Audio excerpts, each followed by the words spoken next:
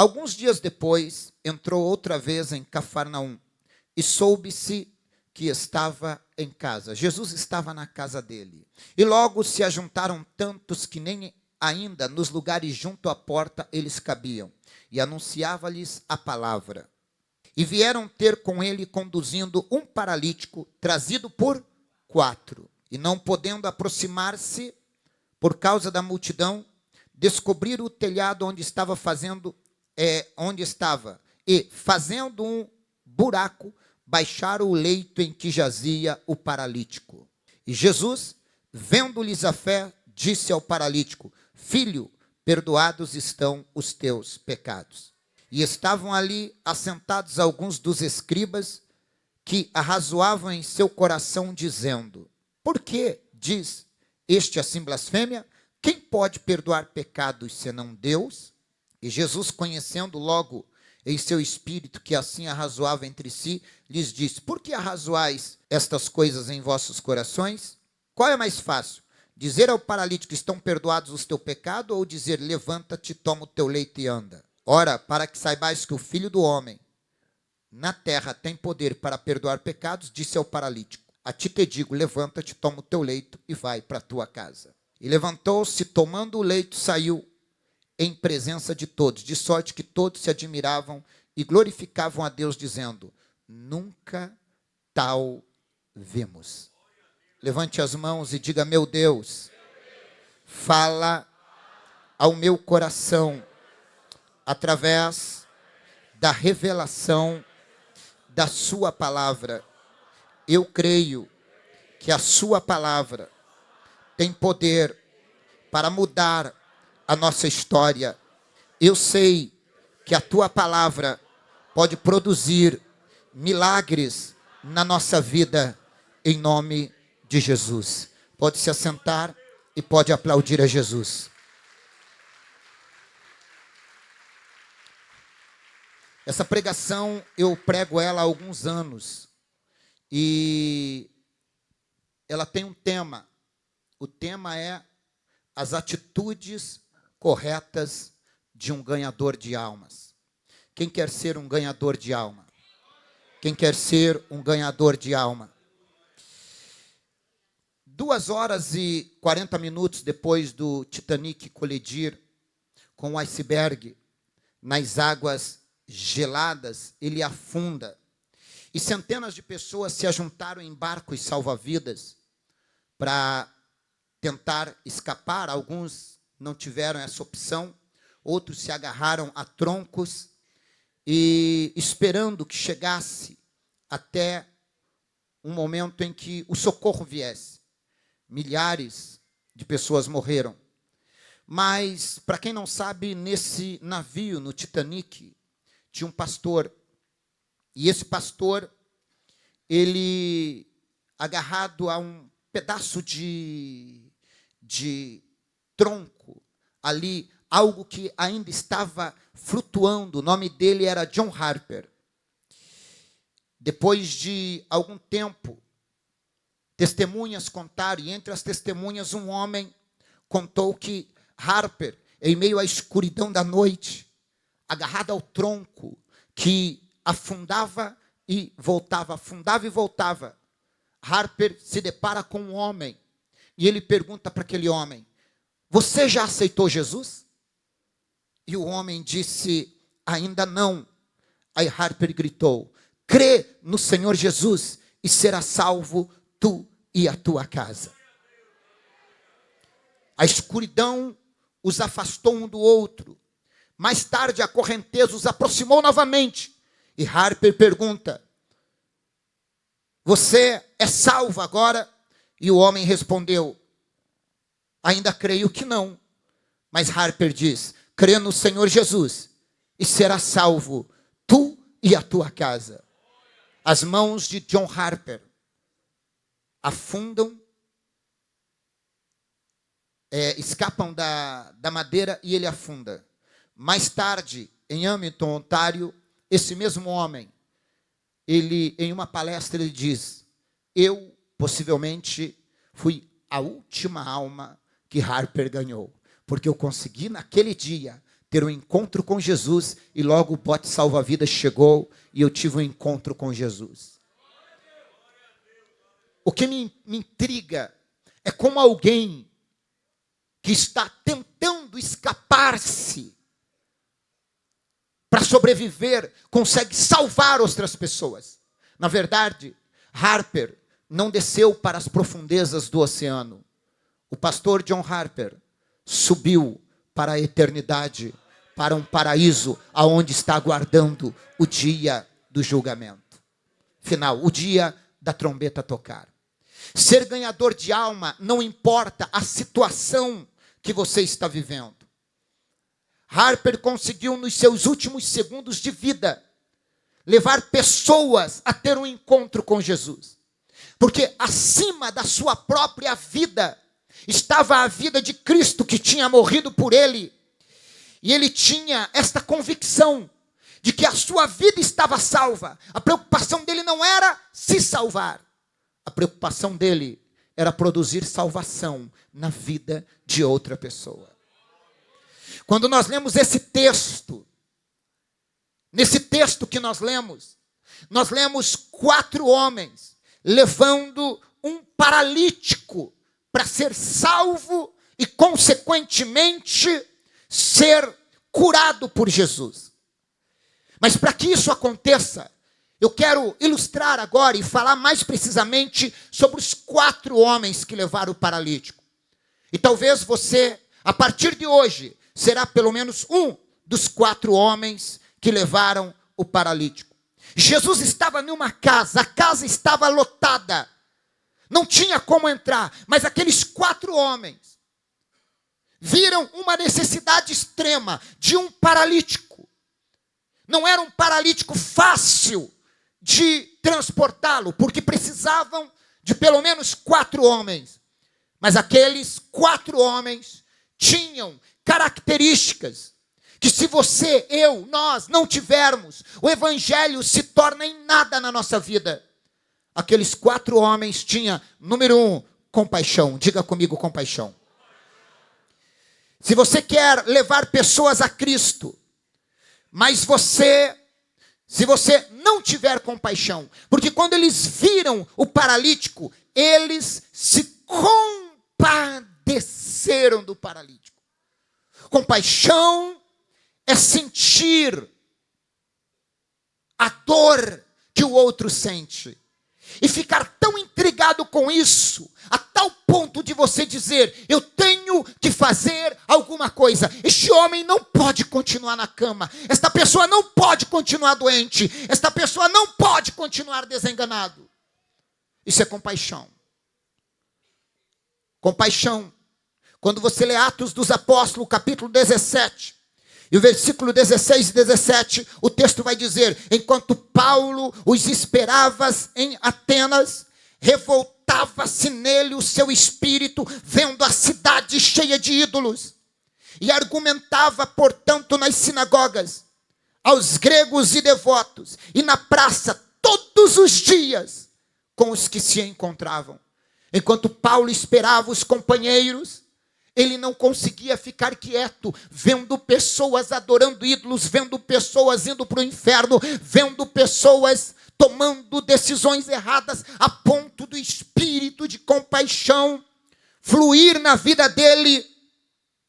E ele, incomodado, dizendo, eu tenho que trazer as pessoas a Jesus.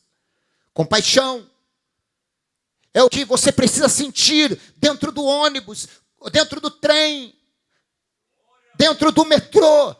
Compaixão é o que você precisa sentir quando o pecador estiver assentado do teu lado, a tal ponto de você olhar para ele e dizer, você precisa de Jesus. Hoje eu recebi vídeos de irmãos que estavam aqui, acho que na porta do metrô, entregando panfleto. Sabe o que é isso? Compaixão. é quando você se preocupa com gente que você não conhece. Compaixão é quando você se preocupa com as pessoas a tal ponto de querer que a vida delas sejam iluminadas pelo poder de Deus, ainda que custe um preço, ainda que saia do seu bolso algum recurso, ainda que custe o seu tempo. Compaixão é quando Deus nos tira do sofá, do aconchego da nossa casa e diz assim: tem alguém lá no SUS, tem alguém no hospital doente, vai fazer uma visita, vai convidá-los para o culto. Isso chama-se compaixão. Compaixão. Compaixão. Quem já ouviu falar de Thomas Beck, estudante de engenharia? Um certo dia, ele caminhava pelas ruas de Copenhague e ele viu um menininho entregando panfleto. Esse menininho estava entregando panfleto. E quando Thomas Beck passou, o menininho entregou um panfletinho para ele e falou assim: Jesus te ama.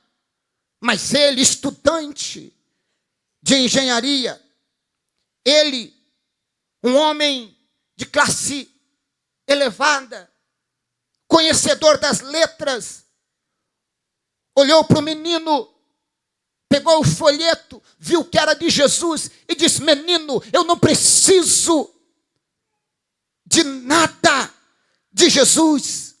Amassou o folheto na frente do menino, jogou o folheto e continuou andando. E a proporção que ele continua andando, ele olha para trás. E quando ele olhou para trás, ele viu que o menino saiu correndo. Ele viu que o menino saiu correndo e entrou num pequeno beco. E o menino aparentava lágrimas e choro. E quando ele vê o menino correndo, ele pensa: será que eu ofendi o menino? Eu também não posso ser grosso. Não é porque o menino está me pregando, falando de Jesus, que eu tenho que ser grosso. Voltou. Quando ele voltou, ele viu o menino assim, ó, chorando. Chorando. Senhor, abençoa este homem. Ele não quis o folheto, mas ele tem uma alma. Ele precisa da salvação, ele precisa da alegria do Senhor. Ele precisa te conhecer. E o menino chorava. E em lágrimas. Quando o homem viu, falou: menino, olhou para ele estava chorando. Falou: eu te ofendi. Ele falou: não, só estou orando pela sua alma.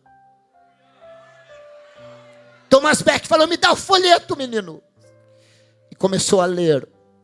E a proporção que Thomas lia o folheto, o Espírito começou a ministrar no coração de Thomas, dizendo: como alguém que nunca te viu consegue chorar por você. Como alguém que você não conhece consegue chorar por você. Você, com toda a sua arrogância, não deu a mínima para o menino com o teu orgulho, mas o menino, com toda humildade, consegue chorar por você. E Thomas falou: eu vou levar o folheto para casa.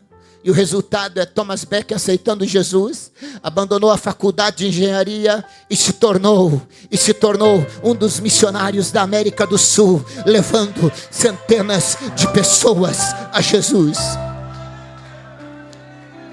Um folheto. Mas não era um folheto de alguém que apenas queria aparecer. Era um folheto de alguém cheio de compaixão.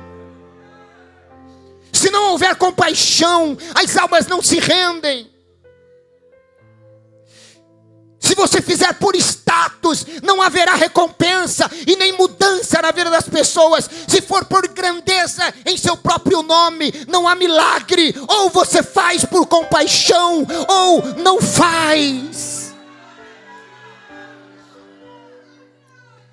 Deus não procura pessoas intelectuais. Deus não procura procura gente que saiba falar bonito. Deus não está procurando gente que conjuga os verbos sem erros de conjugação. Não, para salvação, para trazer as pessoas para Jesus, tem que ter compaixão. O paralítico não queria saber se aqueles homens falavam bonito. Para o paralítico a letra pouco importava. Para o paralítico o que importou foi a compaixão daqueles 4 homens levando ele diante de Jesus.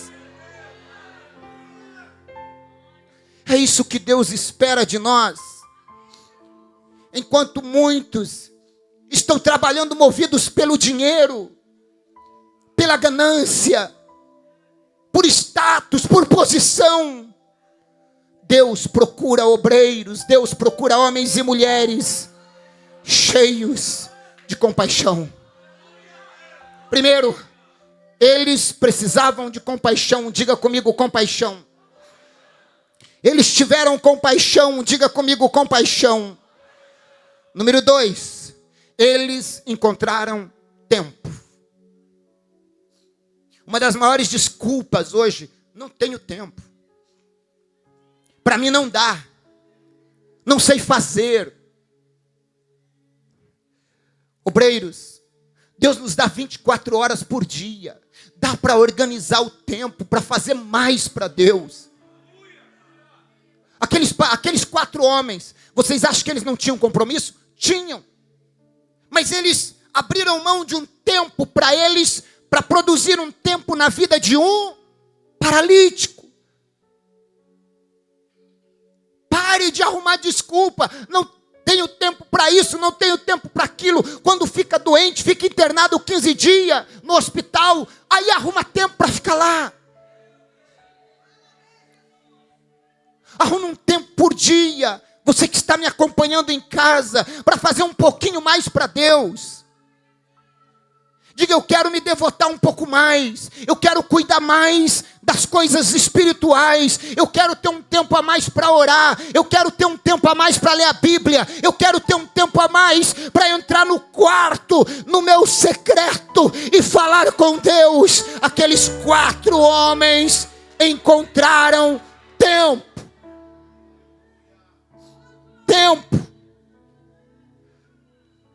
Deus está te dando uma orientação. A seara é grande, poucos os ceifeiros. João 4,35 diz: ora vos digo, levantai os vossos olhos, vede os campos, já estão brancos para a ceifa. Deus está procurando homens que arrumem tempo, porque Jesus está voltando e a gente precisa acelerar o projeto.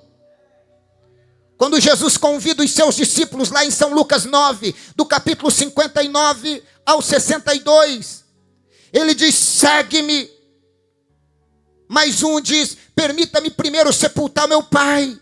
Replicou-lhe Jesus: deixa os mortos sepultar os mortos, tu porém vai, anuncia o reino de Deus. Disse o outro: Senhor, eu te seguirei, mas deixa primeiro me despedir dos da minha casa. Jesus diz: ninguém que lança a mão no arado e olha para trás é digno, é apto para o meu reino. Se você não colocar Deus como prioridade, palavras de Jesus, vai chegar um momento que não vai dar tempo nem de se despedir, nem de dizer: olha, gente, estou fazendo uma festa que eu vou para a obra missionária. Não. Quando Deus me chamou, quando eu fui chamado para integrar-me na obra, eu estava dentro da vidraçaria, o telefone tocou. O meu pastor superior falou: escute, tem uma proposta de uma igreja em Vaiporã. Eu não conheci Vaiporã. E a única pessoa que veio à minha mente é você. Você não queria dirigir igreja, ser pastor integral, cuidar do campo? Eu falei: estou disposto. Ele falou: quando? Quando o senhor me mandar. Ele falou: e a vidraçaria? Eu falei: eu acerto tudo hoje com o meu irmão e eu vou embora. As pessoas dizem: pastor, por que você corre tanto? Porque eu não sei quanto tempo eu ainda tenho. E se eu conseguir salvar 1, 2, 3, 4 pessoas a mais, para mim já é lucro, para o reino de Deus também. Eles encontraram tempo. No começo do século passado, Era um domingo de manhã. Um homem estava andando pela rua, e ele encontra 4 jovens, adolescentes, uns mais novos e uns mais adolescentes, discutindo e brigando. E ele chega calma ali, e aqueles meninos que poderiam ser delinquentes, acabam ouvindo aquele homem, e aquele homem diz assim: vamos para o culto, vamos para a igreja. E os meninos resolveram ir para a igreja. Só que quando ele chega na igreja, aquele homem com 4 meninos, adolescentes, e diz: pastor, eu trouxe, alguns eram de uma idade de 10 anos, outros um pouco mais. Pastor, eu trouxe eles para um culto. E o pastor falou: mas o culto hoje é um culto para as pessoas mais maduras na fé. A gente não tem ainda essa classe para adolescente, para orientar. Você poderia levá-los naquela sala e ser o professor deles, ensinar desde o princípio. Ele falou: pastor, mas eu não tenho um mestrado, eu não sou um professor. Não, mas você tem habilidades de lidar. Você conseguiu trazer eles para a igreja. Então ele falou: tá bom, pastor. Então o pastor arrumou uma sala e ele começou a discipular aqueles 4. Os 4 juvenis. Os 4 jovens foram se alimentando até que se batizaram. Se converteram, se batizaram. E mais tarde, cada um segue a sua vida. 32 anos se passam. Um daqueles resolve encontrar os outros 3 amigos e disse assim: por esses dias é o aniversário daquele homem que nos levou a Jesus, porque um deles ainda acompanhava a vida do homem. E ele falou: a gente poderia escrever uma carta de parabéns para ele, relatando o quanto ele foi importante na nossa vida, ao dispor o tempo para nos discipular. E a primeira carta que veio parabenizando, dizendo: sou um dos 4, foi de um missionário da China. Ele estava na China fazendo missões. A outra carta veio do secretário do Comércio Federal dos Estados Unidos. A terceira carta era do assistente do presidente dos Estados Unidos. E a quarta carta era do próprio presidente dos Estados Unidos. Um homem que encontrou tempo, conseguiu mudar o direcionamento da vida de 4 adolescentes. O que você tem feito? Quantas pessoas você tem impactado? É uma pergunta. Porque se o evangelho não impacta as pessoas, se o evangelho não promove lágrimas, se o evangelho não promove mudança na vida das pessoas, nós estamos perdendo tempo. É tempo perdido. Se pessoas não estão sendo impactadas, se o nosso evangelho é um evangelho de status, se a nossa obra missionária é de fachada, então nós estamos perdendo tempo e não aproveitando o tempo. Se dentro do teu coração não houver inquietação, a gente não vai chegar a lugar nenhum. Eles encontraram tempo. Eu vou resumir. Número 3, eles trabalharam em equipe para levar o paralítico. Ninguém faz nada sozinho. Pare de ser egoísta. Pare. Às vezes o obreiro, às vezes a pessoa atira no próprio irmão e depois falta um para ajudar a carregar a cama, e o paralítico é que sofre por conta de você não entender que trabalhar em equipe. Sabe o que é trabalhar em equipe? Trabalhar em equipe é mais ou menos isso aqui, quer ver? Trabalhar em equipe. Quem tem mais de um... Vem cá, Alisson. Vem cá, Alisson. Eu vou usar hoje o cantor Sandro, vem cá.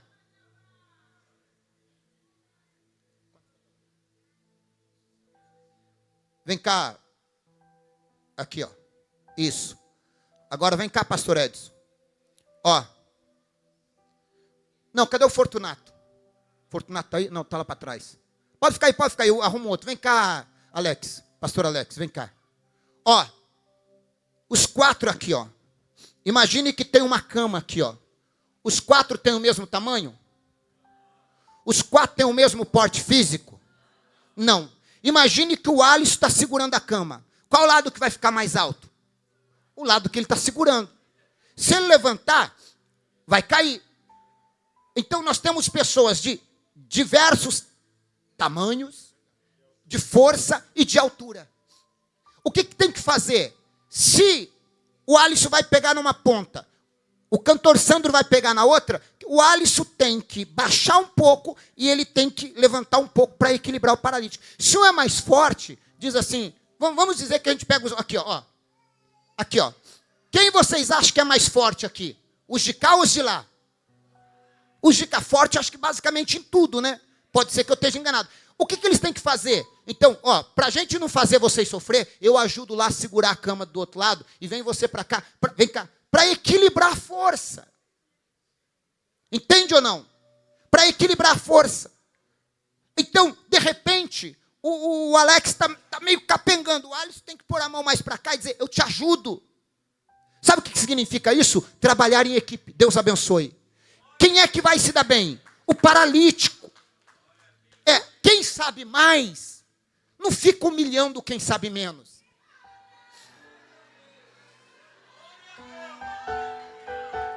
Não é porque você estudou mais que você vai ficar corrigindo o outro, te esnobando da outra pessoa que não sabe falar direito.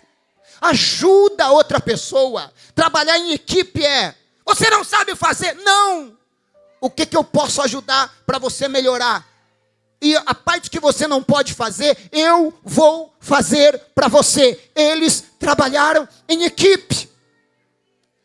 A obra de Deus não vai se não houver um pensamento. Quer ver o que diz a Bíblia? Quer ver? 1 Coríntios 1:10. Coloca na tela esse versículo, ele é importante. 1 Coríntios 1:10. Isso serve para o pessoal da mídia, isso serve para os obreiros, isso serve para você, isso serve para os ouvintes, isso serve na empresa, isso serve em qualquer lugar. Quando a equipe é sincronizada, um ajuda o outro. Perguntaram para um técnico de futebol, qual que é a maior dificuldade em um jogo de futebol? É arrumar bons jogadores? Ele falou, não, é arrumar jogadores que joguem como uma equipe. Ó, rogo-vos, porém, irmãos, pelo nome do nosso Senhor Jesus Cristo, que digais todos a mesma. Que digais todos a mesma. Vamos fazer a campanha do nome de Jesus? Ah, não, eu acho que tem que fazer do sangue. Digais todos a mesma. Que não haja entre vós dissensões. Antes sejais unidos em um mesmo pensamento, em um mesmo parecer. Quando você une pensamento, quando você fala a mesma coisa, quando você está unido, não tem para o inferno, não tem para o diabo. Quando você diz, eu vou trazer um paralítico, o outro diz, eu também vou, preciso de ajuda, eu ajudo. Pastor, eu arrumei um paralítico, mas não tem quem leve ele. Aí o outro irmão diz, eu levo, eu passo lá e pego de carro. Outro diz, se não tiver carro, eu pago o Uber. Ah, mas ele não tem a roupa adequada. Eu compro a roupa, aqui no Brás é baratinho, eu compro. Mas vamos levar ele para Jesus. Quando a gente tem uma equipe, é impossível o milagre não acontecer. Eles trabalharam em equipe. Ó, número 4. Eles se esforçaram para levar o paralítico. Ei, a obra missionária não é para frouxo, covarde, gente que fica arrumando desculpa. Está cheio de gente que arruma desculpa. Ah, hoje não dá porque não sei o quê. Hoje não dá. Sem falar alguns que até dizem, hoje não dá porque tem o jogo do Brasil. O sangue de Jesus tem poder. Eles se esforçaram para levar o paralítico para Jesus. Eles eram comprometidos. Eles tinham responsabilidade, porque demanda esforço. Não existe nada que seja grande, que não foi produzido através do esforço, da dor. O ouro passa pelo fogo. A pérola nasce de uma ostra ferida. A prata tem que ser purificada no fogo. A gente precisa se esforçar mais. Nós, quando eu digo nós, eu me incluo. Se esforçar um pouquinho mais. A gente se esforça tanto pela nossa família, por que não se esforçar pelo perdido? A Bíblia diz que a prova da nossa salvação é quando nós amamos o nosso próximo como a nós mesmos. Não consigo crer que alguém vê um doente e não consegue trazê-lo para a casa de Deus para ser curado e não anuncia Jesus. Eu não consigo, porque a maior prova de que um crente é salvo é quando ele se preocupa com a salvação dos outros. A maior prova de que um crente é salvo é quando ele se preocupa. Você que está na live aí, nem se esforçou para compartilhar com 7 pessoas. Ah, mas eu não sei como é que é. Não, você não se esforçou, porque quando o Bolsonaro falou que ia dar o dinheiro lá no tempo da Covid, até uma continha no banco, na Caixa Econômica que você abriu, e aprendeu para pegar teu dinheirinho, você se esforçou. É que se a gente não se esforçar, tem que se esforçar para aprender. Ah, mas eu não consigo decorar versículos bíblicos. Você não quer se esforçar para decorar. Eu fico intrigado com os pastores. Obreiros, quando eu estou falando de pastores e obreiros, eu incluo os da nossa igreja também. E eu pergunto para eles, qual é o teu maior sonho? Fazer missão. Diga o nome para mim. Você torce para algum time? Eu torço para... Tá.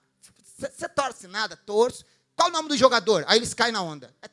Agora fala o nome dos 12 apóstolos. Pastor, não sei. Como é que alguém pode saber o nome do jogador da seleção, de jogador do time, e não sabe o nome dos apóstolos e quer fazer obra de missão? Você está longe de ser missionário.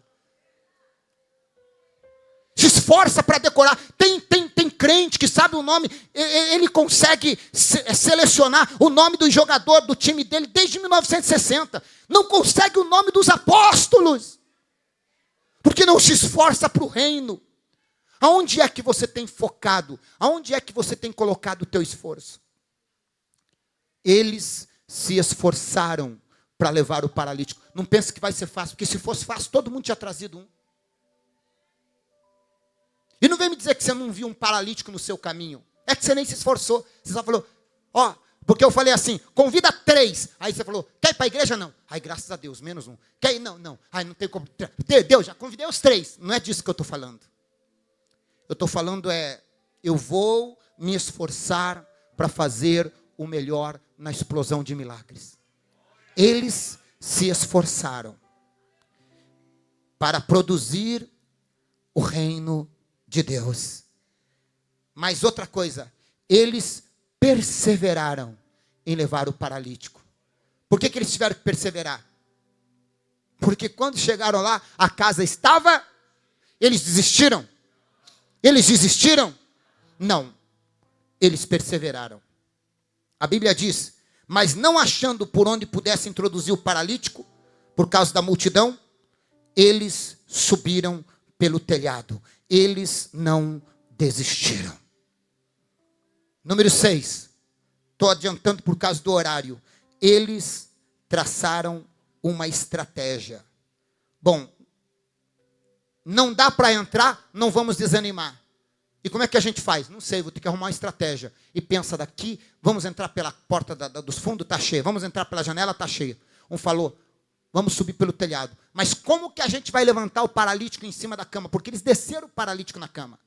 Eles levaram pelo telhado. Você não sai quebrando o telhado de qualquer jeito. Você pode causar outros tantos problemas. Mas eles traçaram uma estratégia. Eles tinham um projeto. Eles criaram ali um projeto. Falaram, olha, eu arrumo a corda. Talvez alguém ali se envolveu. Falou, olha, eu arrumo a corda. Aí talvez alguém ali no momento falou, ajuda a levantar o paralítico. 2 subiu lá em cima e falou, a gente pega a corda aqui em cima, joga a corda. Eu não sei como, mas eles traçaram uma estratégia. Eles abriram o telhado estrategicamente no lugar certo. Porque eles colocaram o paralítico na frente de...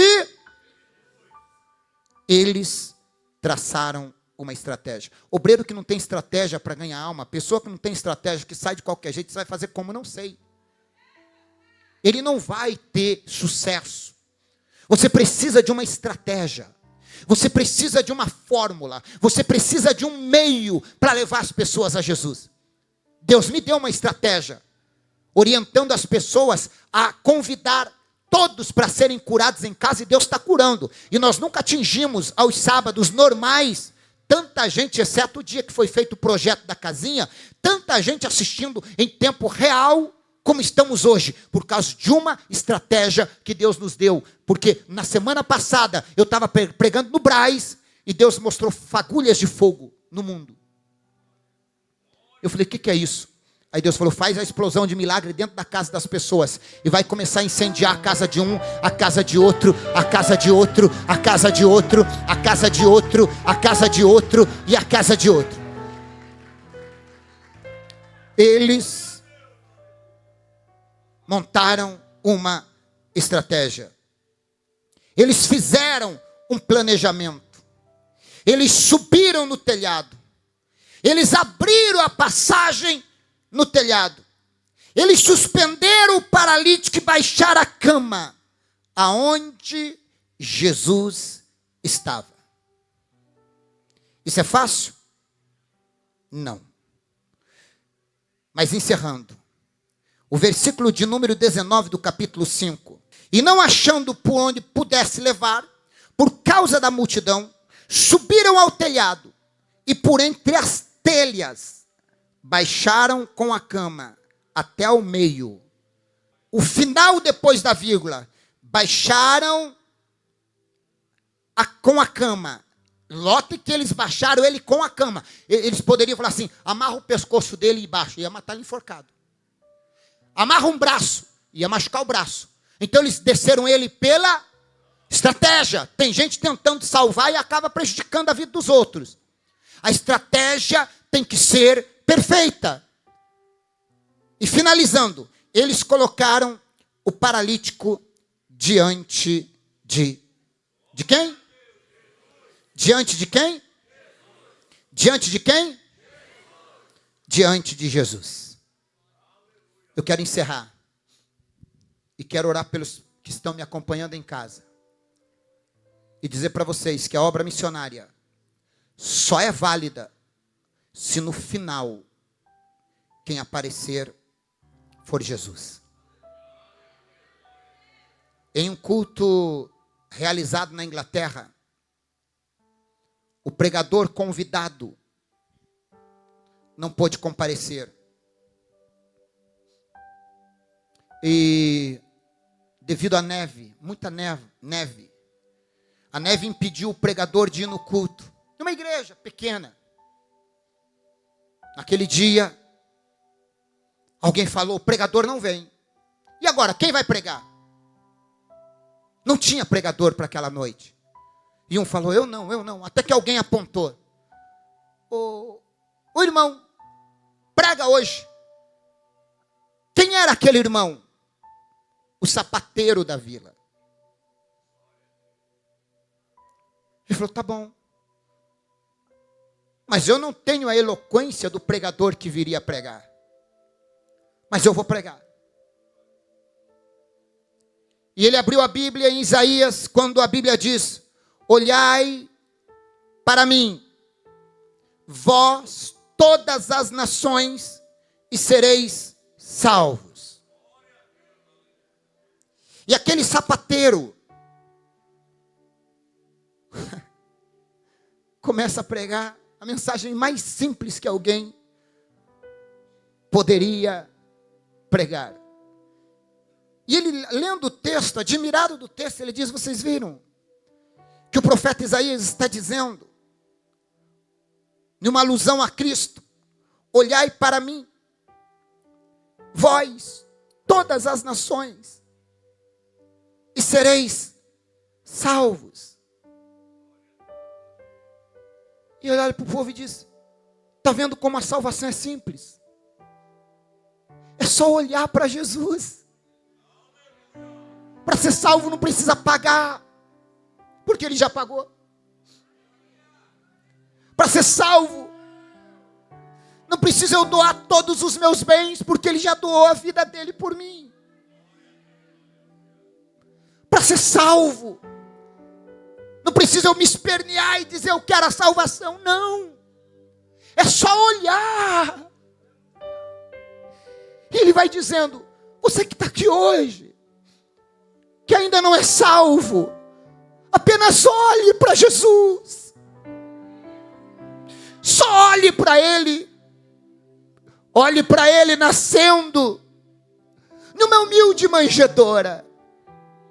Olhe para Ele ensinando no templo aos 12 anos. Olhe para Ele reunindo 12 homens para fazer a obra. Apenas olhe. Olhe para Ele curando os enfermos. Olhe para Ele sendo traído. Olhe para Ele sendo preso. Olhe para Ele sendo julgado. Olhe para Ele sendo chicoteado. Olhe para Ele com uma coroa de espinhos na cabeça, com uma cruz nas costas. Olhe para Ele caminhando na via dolorosa do Calvário. Apenas olhe para Ele para ser salvo. Olhe para Ele sendo pregado na cruz. Olhe para Ele gritando, nas tuas mãos entrego o meu espírito. Olhe para Ele sendo sepultado, mas olhe para Ele ressuscitando no terceiro dia. Olhe para Ele subindo ao céu e dizendo, eu vou para o meu Pai, mas voltarei para vos buscar. Essa foi a pregação do sapateiro. E quando ele termina a pregação, ele vê um jovem.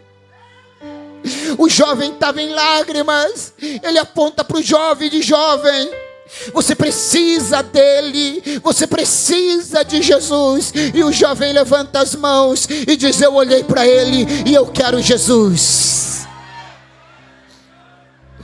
O nome do sapateiro eu não sei, mas o nome do jovem, Charles Spurgeon, ganho por um sapateiro. O dia que o pregador renomado não foi, o sapateiro pregou, mas olhou para Jesus. A salvação é tão simples, é só olhar para Jesus, é só olhar para Jesus, é só olhar para Jesus, é só olhar para Jesus.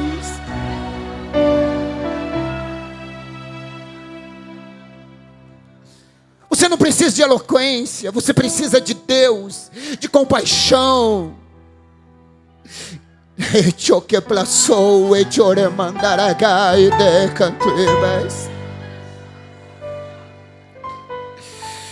Você só precisa dizer, Senhor, eu me rendo a Ti. Você só precisa dizer, Senhor, eu quero me entregar a Ti. Você só precisa levantar suas mãos aos céus e dizer, Senhor, eis-me aqui.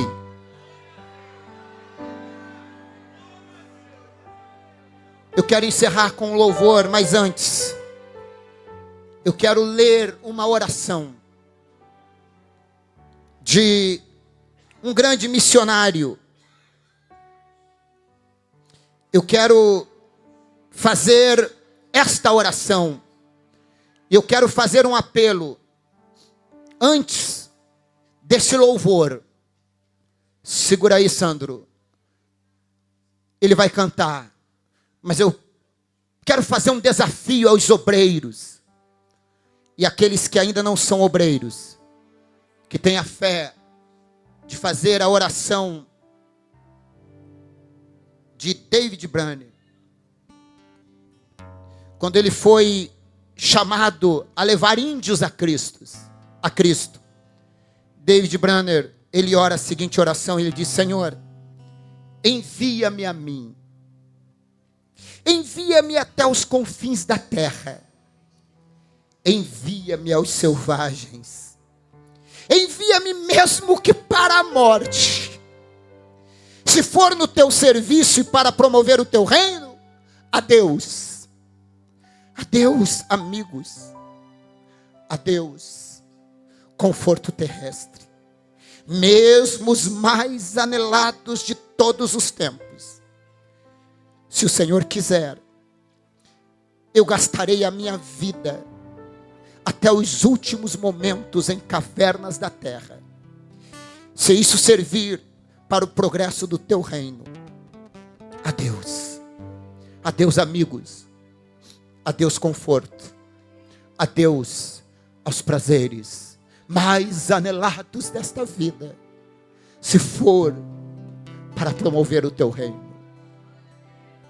Se o Espírito Santo lhe tocar hoje, e você que está dentro da sua casa agora, quer fazer parte do maior projeto de levar Cristo às nações, diante da TV ou diante do celular, você vai fazer esta oração de renúncia, dizendo: Senhor, se for para levar as almas, aonde quer que fores, eu irei. Enquanto o Sandro vai cantando, eu quero que silenciosamente você se renda a Cristo e venha diante do altar, se você entende que você tem um chamado missionário. Senhor, quando me chamar, eu irei.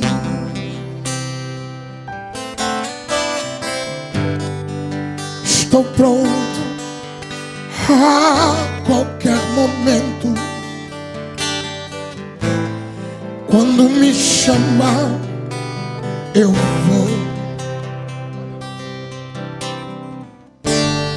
Preciso sentir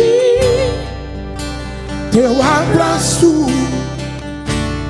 Preciso sentir teu calor. Preciso ouvir tua voz dentro do meu coração. Senhor, se tu me chamar, eu vou.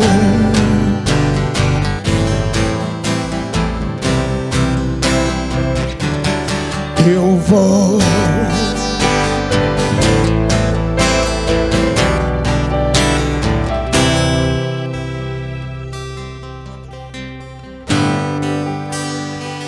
Se for preciso sofrer por ti,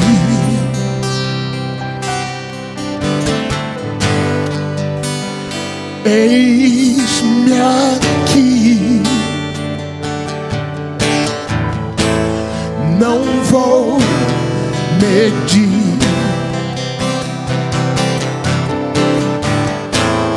nenhuma circunstância para te adorar. Preciso sentir teu abraço. Preciso sentir teu calor. O Senhor está abraçando. Preciso ouvir tua voz. Tem gente ouvindo a voz de Deus dentro do meu coração. Se você se sente um chamado, fique em pé. Senhor, Ele está chamando se alguém. tu me chamar, eu vou, eu vou, eu vou, eu vou. Só quem vai, adore a Ele agora. Eu vou, eu vou.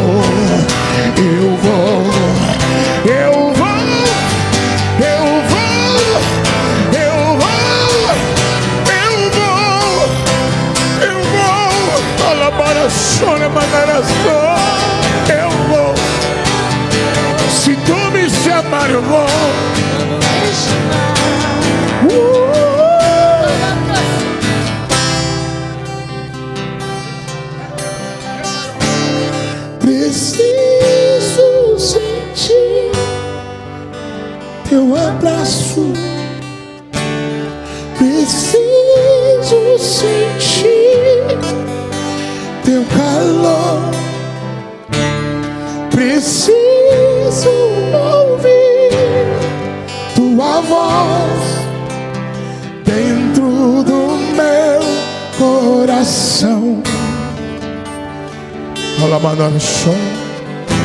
Senhor, se tu me chamar,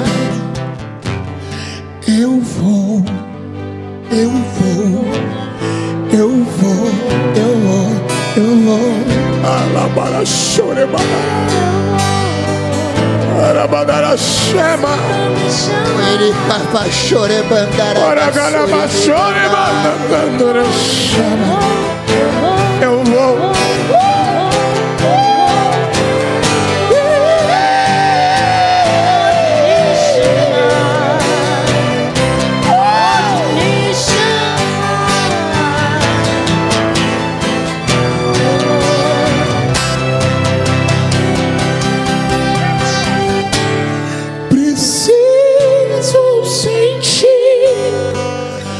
Teu abraço, preciso sentir teu calor, preciso ouvir tua voz dentro do meu coração. Ele está te chamando. Senhor, há um recomeço hoje. se tu me chamar, Ele está te chamando para um novo tempo. eu vou. Quando me chamar, eu vou. Ele está te chamando Ele está aqui. chamando alguém aqui. Ele está te chamando aqui. Ele está te chamando, você que está em casa me assistindo agora. Receba Jesus. Ele está falando com você. Eu não me esqueci de você. Receba a salvação. Eu tenho um abraço para você. Eu vou te abraçar. Ele vai mudar a tua história. Eu vou mudar a tua história. Tem um recomeço. Eu vou trazer um recomeço para você. Ele está te chamando. Diga, eu vou. Eu vou. Diga, eu vou. Eu vou. Escreva aí, eu vou fazer a tua obra. Eu vou.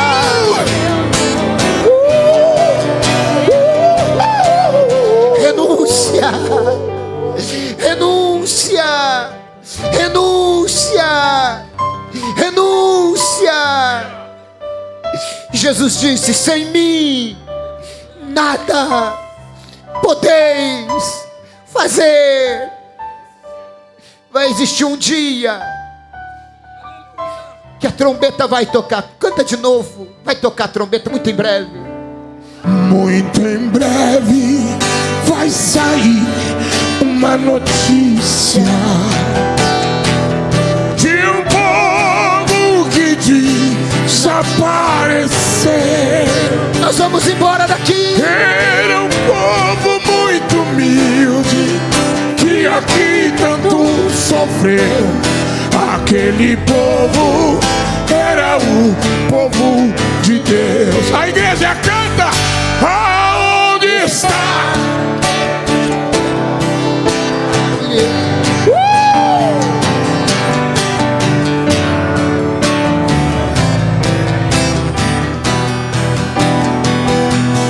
Alguém com voz de lamento vai dizer nesse momento: aquele povo foram embora pra Sião. Aonde? Aonde está aquele povo barulhento? Onde está que não se vê nenhum irmão? Nós vamos embora daqui. Alguém com voz de lamento vai dizer nesse momento: aquele povo foram embora pra Sião.